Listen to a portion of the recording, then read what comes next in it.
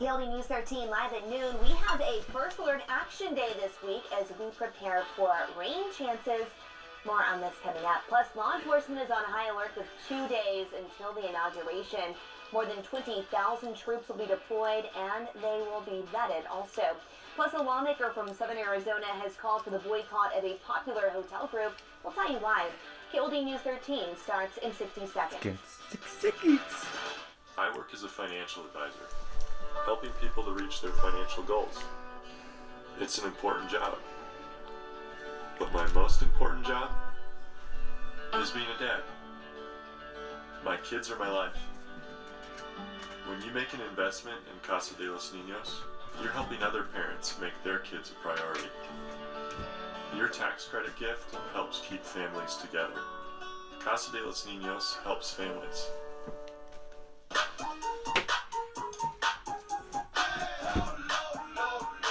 Love lower than low prices? Then get more ways to save at Fry's, where you can find personalized coupons, weekly deals, and rewards like fuel points. All for prices that are lower than low. On food that's fresher than fresh. Fry's, fresh for everyone. This HD newscast sponsored by Strong Built Plumbing, Solar, and Air. Call Strong Built Plumbing and Air. The most comfortable call you'll ever make. Live, local, late-breaking. You're watching KOLD News 13 live at noon. Good afternoon and thank you so much for watching. I'm Shaylee Sanders. With just 2 days before the inauguration, teams are ramping up security after the attack on the Capitol nearly 2 weeks ago. Skylar Henry explains what efforts look like on Capitol Hill. A nearby fire sent the U.S. Capitol into lockdown Monday morning, with people being warned to stay away from windows and doors. The Secret Service later clarified the lockdown was ordered out of an abundance of caution and that there is no threat to the public. With just 2 days to go until the inauguration, officials are working to shore up security in the nation's capital. That includes background checks on the more than 20,000 National Guard troops, with leaders on alert for potential insider threats. But Daniel Hokanson, the chief of the National Guard Bureau, told CBS News' David Martin he does not share those concerns. Are you worried at all about the reliability of your National Guard troops? Absolutely not. Have you been screening some of the troops as they come in? Yes, sir. In coordination with the Secret Service and the FBI, they're screening all the personnel that are coming in. Nearly a dozen ex-military members have been arrested in connection with the January 6th assault on the U.S. Capitol. We must police our own. We can't allow people in uniform wearing QAnon patches and just let that go as their particular political beliefs. A law enforcement official confirms to CBS News authorities are bringing charges against people associated with radical militia groups known as the Oath Keepers and the Three Percenters. Both are known to recruit among the military and law enforcement.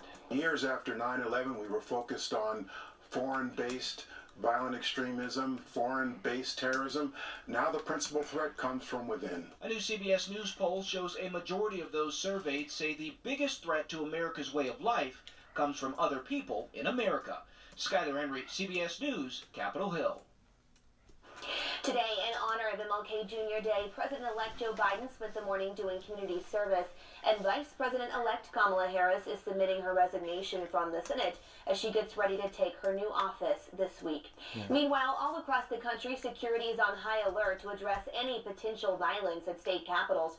This that you see right here is drone video. It shows the Phoenix Capitol as it appeared most of the weekend sealed off and empty. When demonstrators did show up, they were met by state troopers. And this was the scene at the state capitol around 1 o'clock yesterday afternoon when a crew from the Phoenix CBS affiliate saw people showing up to protest everyone from Governor Doug Ducey to President-elect Joe Biden.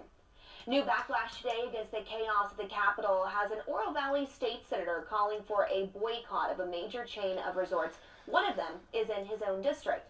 This weekend, Lowe's Hotels backed down on plans to host a fundraiser for Republican Senator Josh Hawley next month. Now, while the tweet did not mention the senator by name, it says the company opposes anyone who supported the storming of the Capitol. The senator is shouldering such criticism after objecting to the president-elect's election win. His PAC was planning a Valentine's weekend event at the chain's Orlando location. In response to that, Oro Valley State Senator Mark Fincham, who was also at the Capitol during that insurrection, shows Lowe's has permanently lost his business. He goes on to say this is, quote, what Hitler and Stalin did. What's next? Camps? Patriots, you might want to cancel your reservations. Lowe's Ventana Resort is in the state senator's district. In his final full day in office, President Trump is expected to issue roughly 100 pardons and commutations. He is expected to give pardons to a handful of white-collar criminals and rappers tomorrow. This is the last round of pardons the president will give before he leaves office this week. It comes after he issued 26 pardons last month.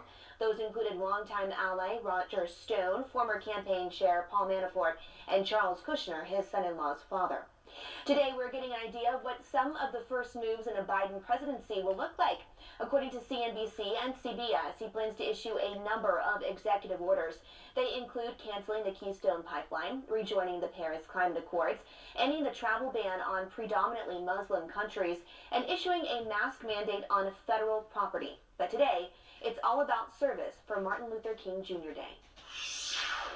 Now let's turn things over to our first alert meteorologist, Stephanie Waldrop, who can tell us more about this week's forecast and the changes on the way. Stephanie? I know we finally have changes. It's been so hot, it's been so dry. Changes are knocking. But today, we're kind of seeing more of the same temperatures right now, mainly in the 70s. We're seeing a couple of 60s there, Sierra Vista and Oracle, 57 in Wilcox, 73 right now in Tucson. Average for today is 66, so we're already 7 degrees above average, and we're not done climbing yet. Outside right now, lots of sunshine, not a single cloud in the sky. Your Doppler radar showing that, but as I pull this out, you can see a little bit of activity happening in the northern portion of the state. These clouds are going to be moving down, leaving us with a few clouds by the time the sun is setting, but they really move in tonight and into tomorrow, and that's going to be bringing us rain chances. For today, though, dry, so if you like the 70s, you better go outside and enjoy it, because we've got rain and cooler temperatures on the way. I'll time those rain chances out for you coming up. Okay, thanks, Stephanie. Here's a look at the Johns Hopkins COVID-19 data tracker. Today, health leaders reported the U.S. is nearing 24 million confirmed cases and almost 400,000 deaths, with more than 177,000 new cases reported. And here is what that means for Arizona. Today, health leaders reported 5,400 new cases of COVID-19, with the state nearing 680,000 total cases since the pandemic began. Looking at deaths now, today the health department reported no new deaths. In fact, taking one away because of duplicate records. So far, more than 11,000 Arizonans have died from this disease. As cases continue to rise across the country, health leaders are making a grim prediction that the U.S. could reach 500,000 deaths from COVID-19 by mid-February. That is the direction incoming CDC director believes the U.S. is going, and that's before the new UK variant was detected in the States. That strain of the virus is more contagious. However, it's not more dangerous. It's going to double every week. So in about 5 weeks, this is going to start to take over. This really changes the equation, and I think what we're looking at is a relentless strike from this virus heading into the spring. Addressing concerns over the slow pace of vaccinations, President-elect Joe Biden has said he is committed to his plan of administering 100 million doses of the vaccine in his first 100 days in office. Meanwhile, the vaccination effort is well underway here in Arizona, specifically here in Pima County. KOLD News 13's Joanna Guzman is live at the Keno Sports Complex. Tell us more about this brand new site. Sorry. Yeah, Shaylee, the Keno Sports Complex now serves as a drive-through vaccination center. And take a look at how many people are lining up here to get the COVID-19 vaccine. There's about 12 tents here, and the medical staff has been administering vaccines non-stop since 8 in the morning, with the site officially open. Now, this site is only available for people in Group 1B, which includes education and child care providers, law enforcement, and other emergency response staff like firefighters. People 75 and older are also part of this phase. And Pima County officials say their goal is to get 750,000 residents vaccinated by the summer, which would bring herd immunity to the county.